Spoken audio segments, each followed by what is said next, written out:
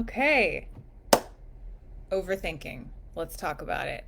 I am going to share a very simple, straightforward three-step process that you can use now, today, to stop overthinking in its tracks, to not feel continually like held captive and stuck by overthinking, okay?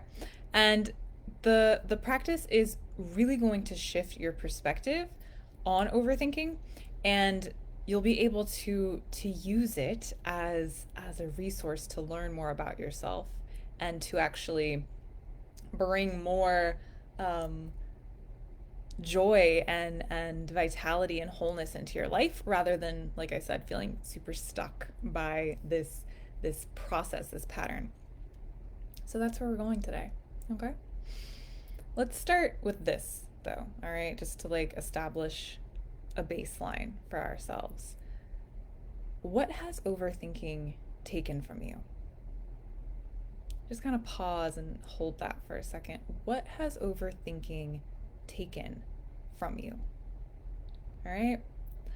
I mean, seriously, when we really kind of pause and think about it and feel into it, it's taken time, energy, health, vitality, presence, being present in your life and with the people that you love. It's taken peace, sleep. What are some other things that it's taken from you? I'm really curious. Please share in the comments. Let me know. Let me know.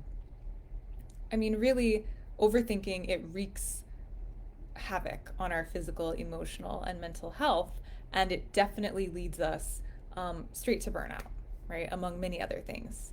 So that's one side. We know that. We know what it's taking from us. However, it's also giving us something, right? Otherwise, we wouldn't be engaging with this habit, with this particular um, activity. It's giving us something, and so we do it because it gives us a sense of safety. It gives us maybe a sense of control, a sense of like um, knowing what's going to happen and being able to in our heads, right? This is the belief like we can influence the outcome, we can exercise control and therefore find a greater sense of safety. So just to kind of like feel into these things, because I think a lot of us when we are in that place of overthinking and anxiety and burnout, we just kind of like accept that like, oh, this is this thing I do without really looking at it. And so in my work, and something that my clients really love about me is that we get to the root, right? We dig deeper. We don't just like pacify symptoms. We don't just stop at the surface and say, well, I've got this overthinking and this anxiety. Let me just like focus on that, right? Like do this breathing exercise, go do some journaling, go outside and be in nature. Those are all fabulous, wonderful practices that we should be doing, all of us, like daily, right? They're really wonderful, but it's not going to get us to the root. So we need to be friends with these things, especially the parts of ourselves that we are annoyed with or frustrated with. So, what are things that get you into overthinking mode? Okay. And we're going to get into the process in just a moment, but it's really important that you stick with me and that you understand a little bit more deeply about yourself, what's happening. That's the way the process is like really going to work beautifully.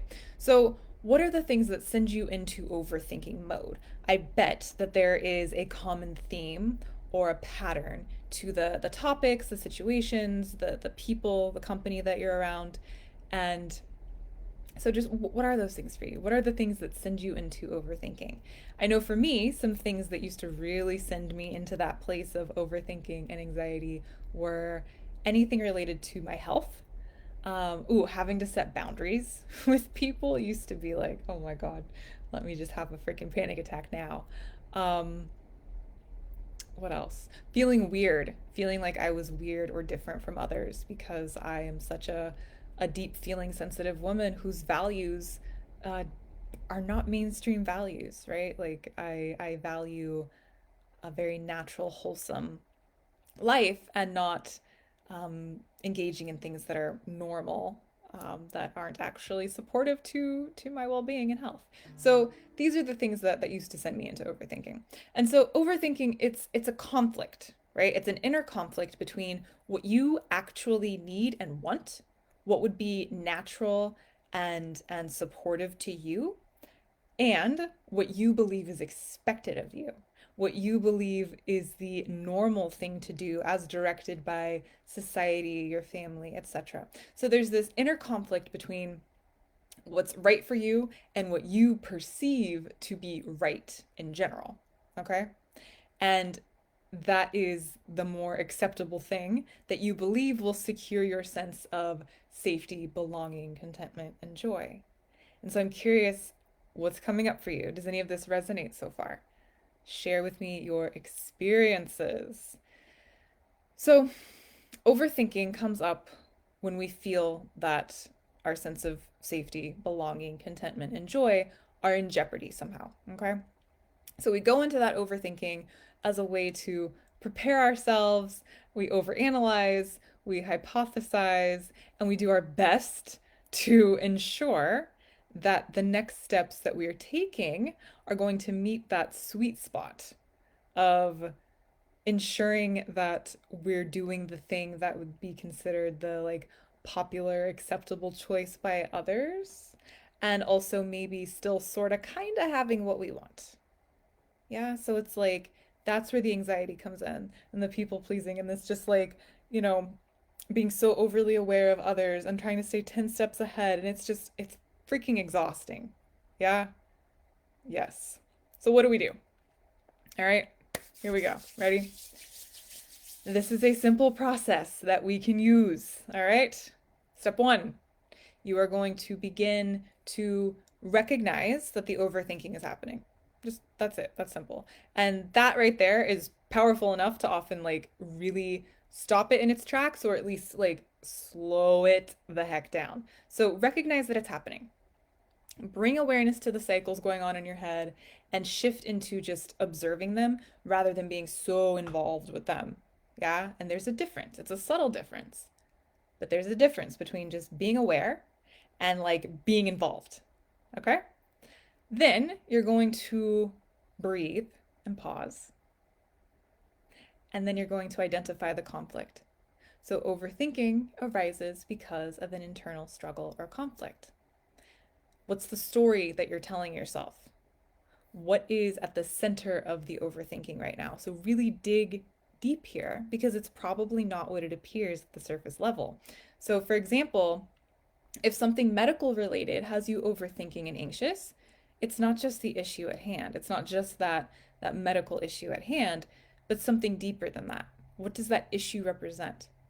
What feelings and fears and emotions are involved? And you can use your body and sensations to help you identify further. I shared a whole video about that recently. And so there could be a fear of powerlessness. There could be unprocessed grief related to witnessing a loved one's health suffer. So there could be a lot of things here deeper than just this surface level issue of like, oh, I'm just overthinking this medical thing. Thinking takes us away from feeling, which is where like all the good stuff is, all the information, all the wholeness that we desire. So then you're going to ask yourself what you actually need and want out of this conflict, out of this overthinking, out of this anxiety. And let yourself really hear yourself. There's so much noise.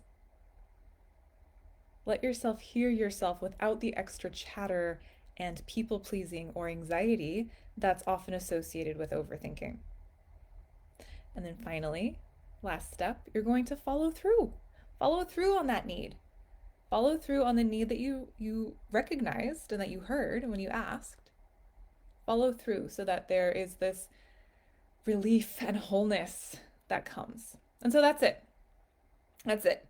You recognize that you're doing it, identify the inner conflict, get to the root of it as deeply as you can, ask yourself what you actually need, and then follow through with it.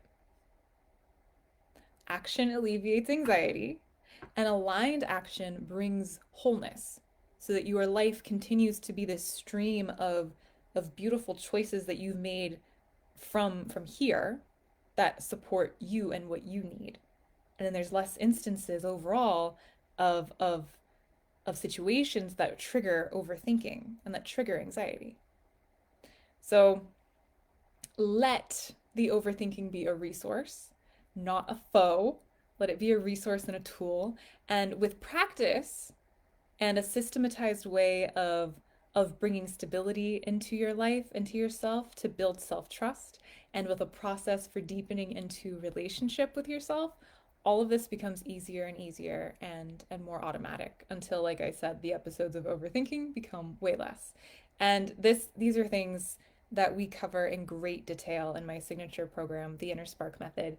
And if you'd like to learn more, please PM me and we can discuss if it's a good fit for you. And please share with me how this process serves you, both stopping overthinking and learning from it, learning to view it as an ally. So share with me. I'm sending you so much love. I'll see you next time.